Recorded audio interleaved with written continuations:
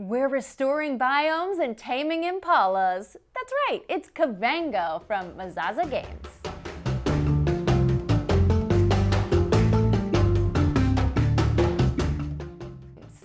In this casual conversation, nature preservation, and animal reservation game, 1 to 5 players take on the role of conservation experts working in Kavango in sub-Saharan Africa. Over a series of 3 rounds, players will develop resource producers, add animals to their reserve, and fight climate change. An easy day.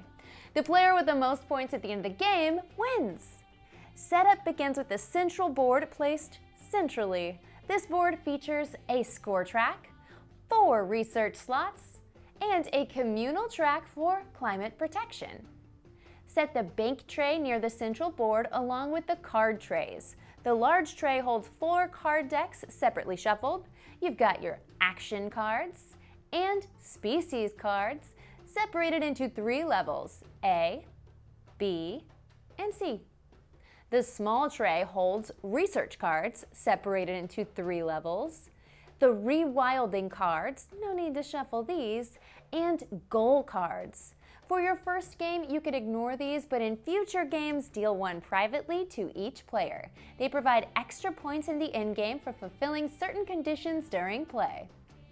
Each player will take 1 landscape player board, which comes in 5 different player colors, a protection board matching that color, placed above and slightly to the right of the player board, a set of completion tokens, 2 animeeples, 1 placed on the 0 space of the score track and the other just close by for moral support, and money cubes, keeping 3 and placing the rest in one of the empty slots of the bank. You can also start with less money for different experience levels. Shuffle the conservation expert cards and deal 1 to each player. For your first game, consult page 9 and 10 of the rules to limit the cards to the lower complexity options. Conservation expert cards have a name, art, and special ability. Finally, from the C-level species deck, deal 2 cards per player in the game to the center of the play area. Choose a player to select 1 card and place it face up in their sanctuary. Each player then, in clockwise order, follows suit. Then, in reverse order, draft the remaining cards. Before starting the game, remember to leave room for a discard pile below the center board. Gameplay occurs over 3 rounds, each divided into 10 turns. At the beginning of the current round, deal 4 research cards matching the current round onto the central board. Then, deal each player a hand of cards based on the round. Follow the handy table on page 2 of the rules or on the side of the card tray here. Look at that, so convenient. Since we're setting up round 1 and we're in a 2-player game, we'll deal each player a hand of 3 action cards, 6 A species cards, and 6 B species cards. Give the first hand to the player who drafted a sanctuary animal first during setup. Also give them a hand marker card with the number 1 to show who has the first hand. Give each subsequent player their hand and hand marker card. Once the hands are dealt, the first turn begins, which happens for all players simultaneously. A turn has 4 steps. Choose a card, play a card, complete research and invest money, and pass the hand. First step, choose a card, where players each choose a card from their hand and place it face down in front of them. Once all players have chosen, everyone plays their card. Cards come in 3 types: action cards, producer, or animal. Let's look at each of those. Action cards. Though cards are played simultaneously, action cards are always resolved first. If multiple players have chosen action cards, the player with the higher hand marker card will resolve first. Action cards have a name and an effect. After resolving them, they're sent to the central discard pile. Producers. These come from the A deck and when played are tucked under the top left of a player's board based on the type of resource they produce: grasses, trees, invertebrates, or fish. Note that each player's board starts with 2 producer resources before any cards are even played. Note that termites and bees are considered invertebrates, but some animals require those termites and bees specifically. Also, since producers don't score victory points, you should not play more producers into your reserve than are required to feed animals higher up the food chain. Animals. These come from decks B and C, and they're the main point scoring mechanics of the game. They have a name, point value, animal type, protection requirements, food requirements, and characteristics. Animal cards are played onto a space in the player's reserve if they fulfill both the food and protection requirements.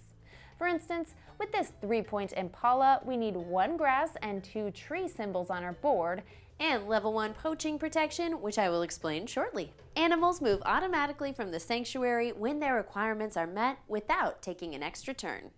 If these requirements are not met, an animal can be played into a free sanctuary space on the right side of the board. During the play card step, you can also choose to discard a card from your hand, and you can discard any number of cards from your sanctuary.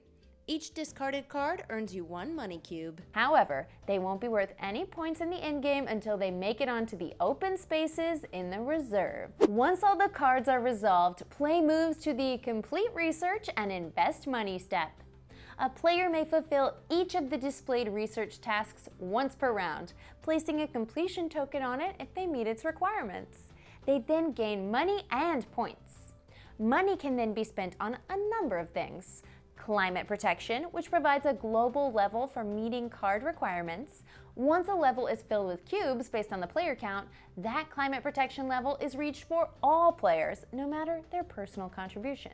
However, any player with at least 8 cubes here gains a 10-point bonus in the in-game. Not too shabby. Maybe turn your lights off and stop running in the water. Habitat and poaching protection, which can be spent in each section starting from the left to the right, raising the levels once their section is filled.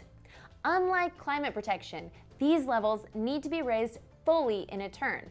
For instance, gaining level 2 habitat protection requires a player to spend 2 cubes in 1 turn. They can't do 1 in 1 turn and 1 in another. And finally, rewilding cards, which provide a producer of any type to a player's board. They can be played immediately upon purchase. Finally, in the pass the hand of cards step, each player passes their remaining hand of cards to the player to their left. Then a new turn begins. Once 10 turns have been played, that's the end of the round. Discard any unused cards and the research cards, returning completion tokens to their owners. At the end of the 3rd round, the game ends. Calculate the scores by adding points on the track, which came from research rewards, the 3 conservation awards, biodiversity, climate, and protection, goal cards if they're in your game, and points from animals in the reserve, not in the sanctuary. The player with the most points wins the game! And that's the basics of Kavango. I'm Becca Scott, this is Good Times Sanctuary, and I'm thinking about adapting an aardvark into the studio. I mean, we're dog friendly, why can't we also be aardvark friendly? Think about it, Jake. Give this video a like, subscribe to the channel, and come on back for more great games and good times. We'll see you later.